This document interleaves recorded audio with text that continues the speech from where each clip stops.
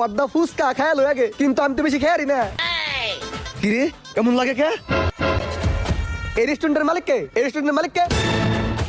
জি ভাই, আমি এই রেস্টুরেন্টের মালিক। খাবারে কি কোনো সমস্যা? সমস্যা মানে মেলা সমস্যা। এই খাবারটা বানাইছে কারা? জি ভাই, খাবারটা আমাদের রেস্টুরেন্টের বাবুর্চি বানাইছে। ডাকেন ওই বাবুর্চি, ডাক দেন। জি ভাই, ডাকতেছি।